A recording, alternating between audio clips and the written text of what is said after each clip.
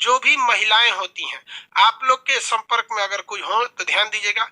आगे जाके आप भी बाप बनेंगे।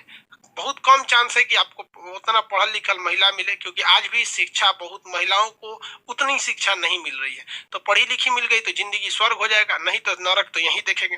तो ये ध्यान दीजिएगा कि जब कोई माँ अपने बच्चे को दूध पिलाती है तो उसका रीढ़ की हड्डी सीधी होनी चाहिए, एकदम सीधा, ताकि स्पाइनल कॉर्ड और ब्रेन मिला रहे। रीढ़ की हड्डी सीधा रहेगा ना तो स्पाइनल कॉर्ड और ब्रेन क्या रहेगा, मिला हुआ रहेगा। तो पीयूष ग्रंथि अच्छा से काम करेगा। उस माँ के शरीर में जो दूध बन रहा है उसमें एकदम एकदम कंट्रोल करेगा। फास्फोरस, कैल्शियम, सोडियम ये सब जाएगा। और सोडियम बच्चे के दिमाग के लिए जरूरी है। तो शुरुआत के 6 महीना बच्चा केवल दूध पीता है।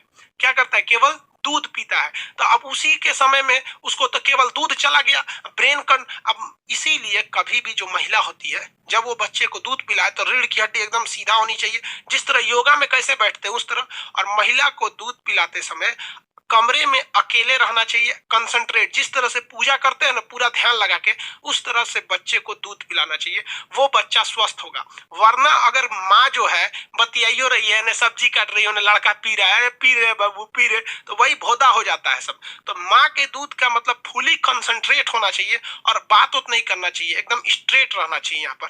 तब उस बच्चे के शरीर में पूरा प्रोटीन जाता है। आप अगर इसको विश्वास नहीं कीजिएगा ना तो देखिएगा, गाय जो होती है उसका डायरेक्ट दूध दूहने लगेंगे ना तो दूध को छुपा लेती है और दूध उस अच्छा भी नहीं होता। इसलिए क्या करते हैं लोग, पहले उसके बछड़वा को पिला देते हैं। जब बछड़ा को पिलाते हैं ना तो फुल ब्रेन से वो रेडी हो जाती है, नहीं मेरा ही बछवा पी रहा है।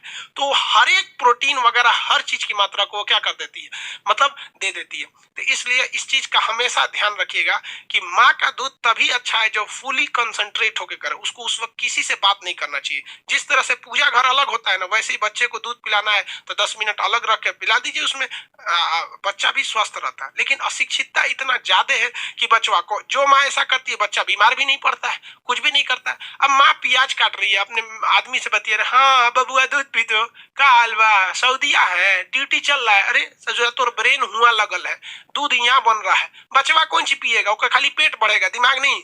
समझ आ कि नहीं आ रहा है? किसी को कोई दिक्कत नहीं, आगे बढ़ते हैं। ये हो गया आपका TSH। लेकिन गाय भैंस में लोग इतना ध्यान थोड़ी देता है। तो गाय भैंस को एक इंजेक्शन लगा दिया जाता है जिसके कहते हैं ऑक्सीटोसिन हार्मोन का इंजेक्शन। कौन सा? ऑक्सीटोसिन। ऑक्सीटोसिन।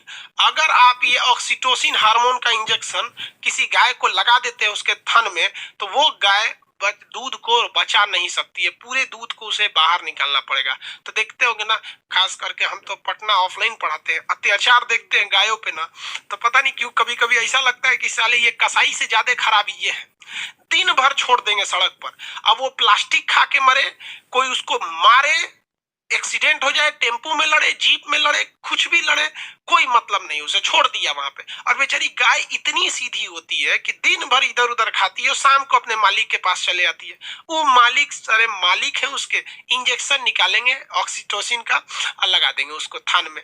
और इतना मोटा इंजेक्शन होता है, थान में लगा देंगे वहां पे और छोड़ देंगे बस 1 मिनट। जहां 1 मिनट छोड़े पूरा दूध उसका आ जाएगा, ब्रेन से कंट्रोल खत्म हो जाएगा, सारा दूध निकाल लेगा और उसके बाद बच्चा को पीने को दे देगा। भाई बच्चा के लिए बचा क्या है, एकदम हरकट हो जाता है। और ऐसी गाय क्या होती है, बीमार पड़ जाती हैं। ऑक्सीटोसिन हार्मोन लगा देंगे तो गाय 2 से 3 साल ही जिंदा रहती है, अदर उसके बाद वो मरने लगती है। तो वो वाले लोग जाके कसाई खाने में बेच देते हैं, क्योंकि उन्हें पता है कि यहाँ हम रखेंगे तो हमें घाटा लगेगा। चंद पैसों के लिए वो कसाई खाने में बेच देते हैं, तब उनका वो प्रेम कहाँ चला गया कि गाय हमारी माता है। चंद पैसों के लिए वो कसाई को बेचते हैं और चंद पैसों के लिए वो कसाई उसे काट देता है।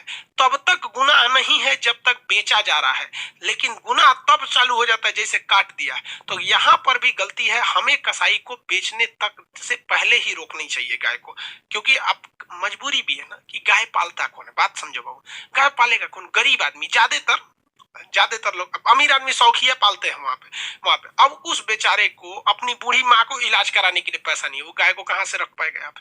तो ये बड़ी समस्या हो जाती है। तो सरकार ने इस चीज को देखते हुए ऑक्सीटोसिन पर क्या किया हुआ है, रोक लगाया हुआ है। लेकिन हम आपको कहते हैं कि आप अपने शहर में होंगे, दिल्ली वगैरह का तो हम गौशाला देखे नहीं है, लेकिन पटना के किसी सड़क पे चले जाइएगा, पटना में दूध कैसे दिया जाता है ना, गाय को साथ लाता है सर, 1 लीटर चाहिए वहीं खड़ा करेगा सर और दूध के दे देता है सर, ऑक्सीटोसिन से निकाल के सरेआम। देखिए किसी राज्य की राजधानी में सरेआम जिस प्रतिबंधित दवा को लगाया गया है, यूज होता है, ये हो गया हमारे। तो इस ऑक्सीटोसिन का अगर आप अपनी गाय को पाल रहे हैं तो प्लीज ऐसा यूज मत कीजिएगा, वरना उस गाय की सेवा करने से जितना पुण्य नहीं मिलेगा उतना आपको पाप मिल जाता है। तो ये ब्रेन से निकलने वाले 3 हार्मोन आप समझ में आ गए आप लोग को।